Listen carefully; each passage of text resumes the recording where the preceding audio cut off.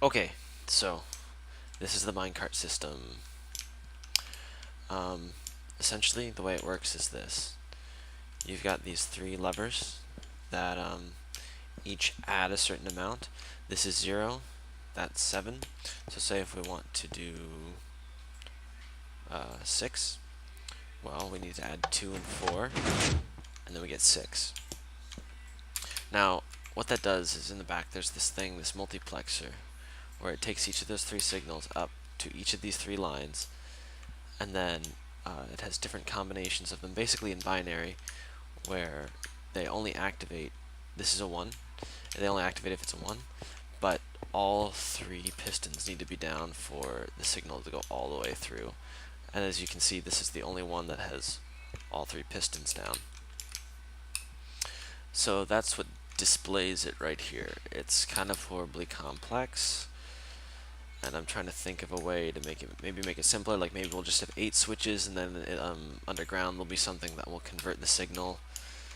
And anyway, okay, so here's the signal. This is how it works, is that the same signal, the same three lines go this way, and basically repeaters can act like memory cells if they're blocked by another repeater. So if a repeater has a signal here, then then despite the fact that this isn't on, this will stay on because it's locked.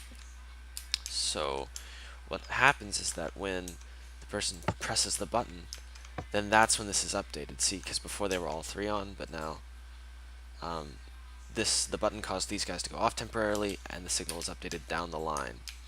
So if we do that again, of course, see, now it's different. Just to show that, we're going to change it. Nothing has changed here. On, off. But when we press the button, great, now they're all on. So how does that direct the minecart signal? Well, it's pretty easy. Here's a simpler example that I was working on earlier. This is the first version. Well, second version.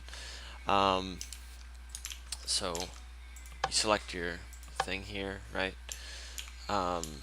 That's an older version of the multiplexor. But anyway, so you've got these two lines, because this is a simpler version.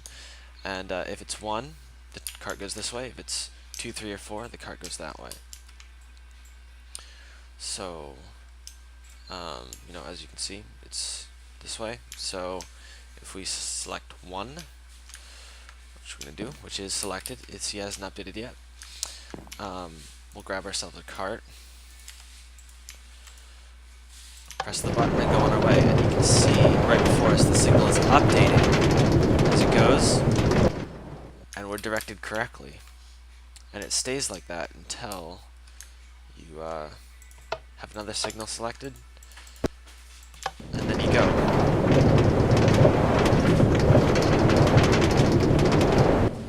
So hopefully you can see how the signal travels along with us. So we basically have these segments triggered by these detector rails, where the signal will travel along with the minecart and will change. So if another one comes down after, so if one cart is here and one cart is, say, over here, they both have their signals taken with them. This one will have this segment activated, while this one will have this segment activated. And you see it's about to go on the detector rail. It's about to take over this portion.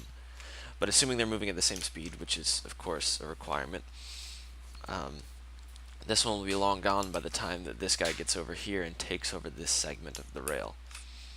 So by that you can have pretty much one minecart every 10 or 15 blocks just fine, without having to, without having any problems where it conflicts. Like if you change the signal back here, it's not going to affect this guy who's way out there.